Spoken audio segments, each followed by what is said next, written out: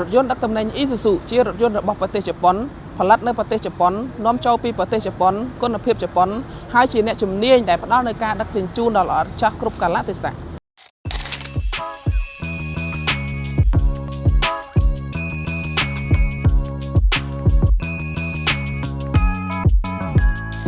ខ្ញុំបាទសូមអនុញ្ញាតនឹងគោរពជម្រាបសួរពុកម៉ែបងប្អូនខ្ញុំបាទឈ្មោះសារ៉ូគឺជាទីប្រឹក្សាផ្នែកលក់រថយន្តដឹកទំនិញ Isuzu ប្រចាំក្រុមហ៊ុន K Cambodia ថ្ងៃនេះខ្ញុំបាទសូមលើកយកនៅ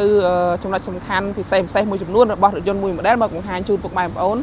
ខាងក្រោយខ្ញុំបាទនេះគឺជារថយន្តដឹកទំនិញ Isuzu ចំណុះ2តោនកន្លះស៊េរីឆ្នាំ2025បាទខណៈនេះផងដែរគឺខ្ញុំបាទកំពុងតែស្ថិតនៅក្នុងកាប៊ីនរថយន្តរបស់2តោនកន្លះរបស់យើងអ្វីដែលខ្ញុំចូលមកហើយចាប់អារម្មណ៍បំផុតនោះគឺកាប៊ីនរបស់2តោនកន្លះនេះគឺ design របៀបបែប boxy cab ហៅថាប្រភេទជ្រុងធ្វើឲ្យផ្ទៃខាងក្នុងកាប៊ីននេះមានភាពធំទូលាយមែនតើបាទហើយតកតឹងជាមួយនឹងប្រភេទកៅអីគឺយើងអាច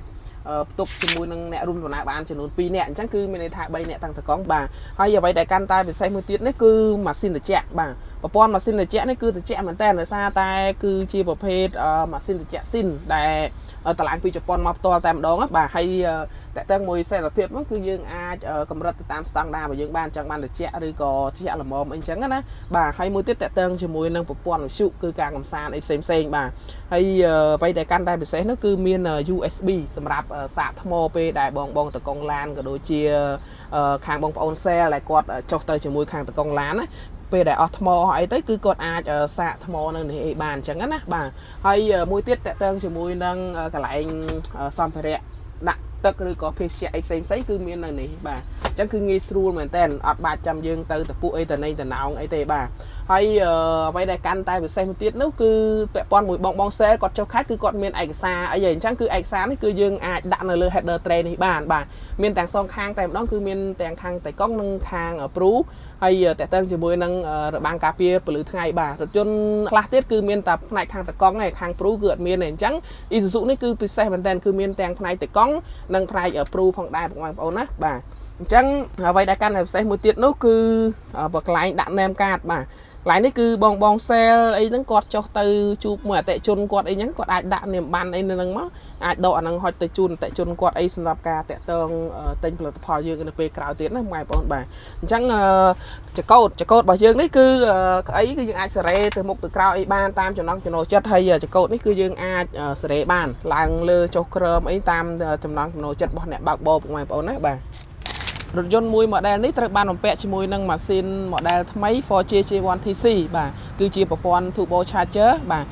បំពាក់ប្រព័ន្ធនេះគឺធ្វើឲ្យម៉ាស៊ីនរបស់យើងស្ងាត់កម្លាំងខ្លាំងហើយស៊ីប្រេងតិចផងដែរបាទម៉ាស៊ីនមួយប្រភេទនេះគឺប្រើប្រភេទម៉ាស៊ីន 3.0 យើងហៅថា 2900cc ពុកម៉ែបងប្អូនបាទដែលវាអាចបង្កើតកម្លាំងរហូតទៅដល់131សេះអានោះអ្វីដែលកាន់តែពិសេសទៅទៀតនោះគឺរថយន្តមួយ model នេះបានបំពាក់មកជាមួយនឹងប្រព័ន្ធ ECU បាទ ECU នេះគឺ Electric Control Unit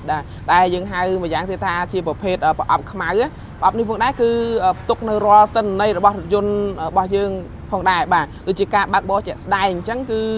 វាបានផ្ដល់ព័ត៌មានយើងតាមរយៈ Isuzu Health Report ពេលដែលយើងមកស៊ឺវីសហ្នឹងគឺយើងដកទិន្នន័យហ្នឹងមកគឺយើងចង់ដឹងថាតើរថយន្តហ្នឹងបើកបរ100គីឡូស៊ីប្រមាណលីត្របាទក្នុងកម្រិតនៃការជន់ហ្វ្រាំងបខំប្រមាណដងបើកក្រៅក្រុងប្រមាណភាគរយក្នុងក្រុងប្រមាណភាគរយក៏ដូចជាការករងទីចោលប្រមាណភាគរយគឺវាមានទិន្នន័យនៅក្នុងនឹងស្រាប់តែម្ដងបាទចំពោះសាក់ស៊ីវិញគឺជាសាក់ស៊ីស៊ីនបាទគឺគ្មានទំនប់ភ្ជាប់ទេបាទហើយចំពោះដែកថែបហ្នឹងគឺប្រើដែកថែបប្រភេទដែកថែបស្វិតណាបងប្អូនបាទអញ្ចឹងពាក់ព័ន្ធជាមួយនឹងពីជប៉ុនមកគឺមានការចោះរុនអីទៅតាមបន្លោះនីមួយដើម្បីងាយស្រួលក្នុងការតម្លើងទ្រុងអីផ្សេងណាបងប្អូនពីតាមកន្លះនេះប៉ុងធំទុកទំនុញបានធ្ងន់ហើយមានកម្លាំងខ្លាំងនៅពេលដែលយើងឡើងចំណោតបាទចំពោះតម្រងប្រេងម៉ាស៊ុតវិញគឺយើងប្រើប្រភេទតម្រងប្រេង2ជាន់បងប្អូនគឺច្រោះបានល្អមែនតើបើសិនថាប្រេងម៉ាស៊ុតហ្នឹងវាមានទឹកមានអីហ្នឹងគឺវាច្រោះមួយតង់ហើយមកច្រោះមួយតង់ទៀតអ្វីដែលកាន់តែពិសេសពេលដែលវាច្រោះហើយពេលដែលមាន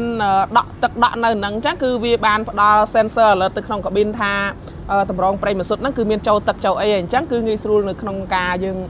សប់ទឹកចេញវិញអញ្ចឹងណាបងប្អូនអញ្ចឹងគឺវាសុវត្ថិភាពមែនតើបាទចំពោះ2តោនកន្លះរបស់យើងគឺប្រើប្រភេទ Tilt Cap គឺកាប៊ីនដែលអាចកាច់បានអញ្ចឹងពេលដែលយើងកាច់មើលពិនិត្យមើលប្រេងម៉ាស៊ីនឬមើលអីហើយពេលដែលយើងបិទមកវាបិទអត់ចិត្ត គឺកាប៊ីននេះមាន sensor ក្នុងការ alert ឲ្យយើងដឹងថាអូកាប៊ីនហ្នឹងគឺយើងបិទអត់តាន់ចិត្តទេបាទពុកម៉ែបងប្អូនអញ្ចឹងនៅពេលដែលកាប៊ីនយើងបិទអត់ចិត្តគឺវាផ្ដល់សញ្ញាបែបនេះនៅលើតាប់ឡូអញ្ចឹង